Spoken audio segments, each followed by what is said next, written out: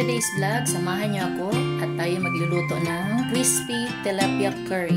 Mayroon na akong tilapia dito, inihanda ko na. Ipiprito na lang natin yun mamaya. Ito na mga sangkap ng ating crispy tilapia curry. Tara, mag-umpisa na tayong magluto. Nagpakulo na tayo, iba-blanch ko lang ito pechay.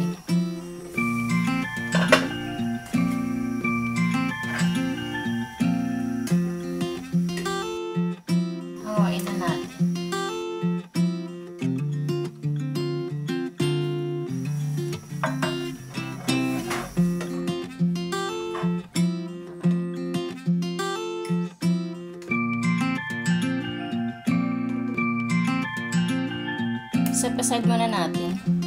Sa parehong kawali, ipiprito na natin ng tilapia. Mainit na yung mantika natin, ilalagay na natin yung tilapia.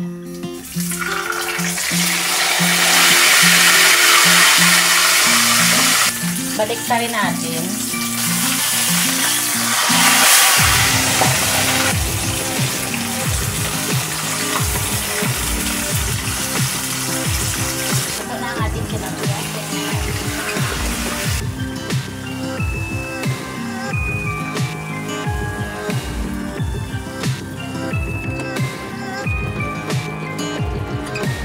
Umpisa na tayo mag-isa. Lagyan tayo ng kunting mantika.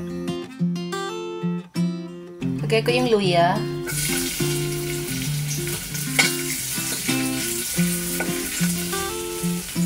Bawang.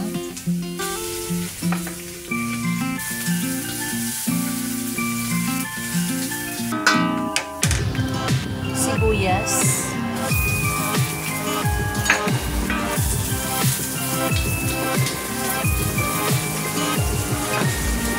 Kamatis.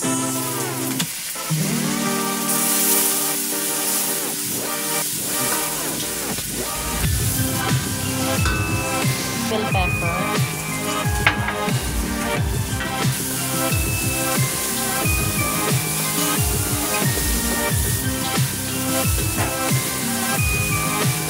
Igigisa ko na rin pati yung curry powder natin.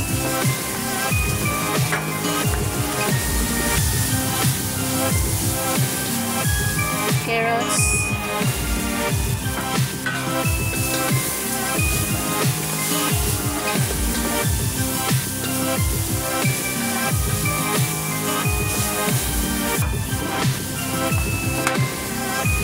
Lagay tayo isang pasang tubig.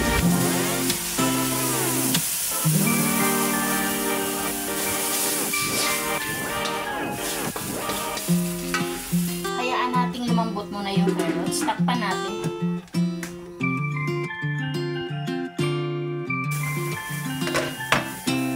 Malambot na yung carrots natin. Titimplahan na natin.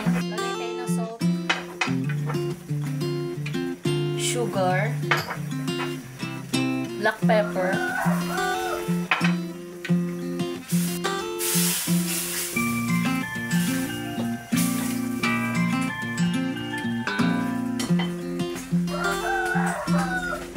tikman natin.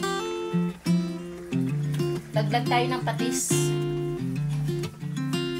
at konting sugar.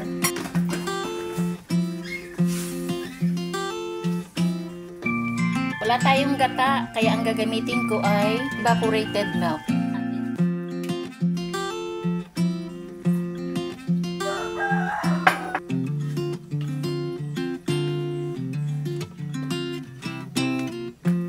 Hintayin na lang natin na kumulo at mag-reduce yung tubig.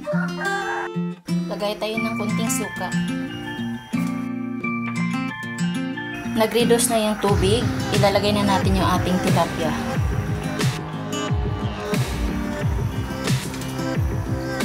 Buksan natin ang sauce.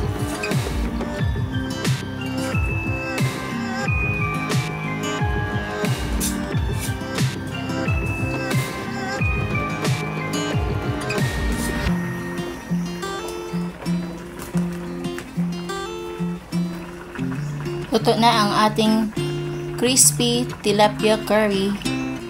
Serve na natin.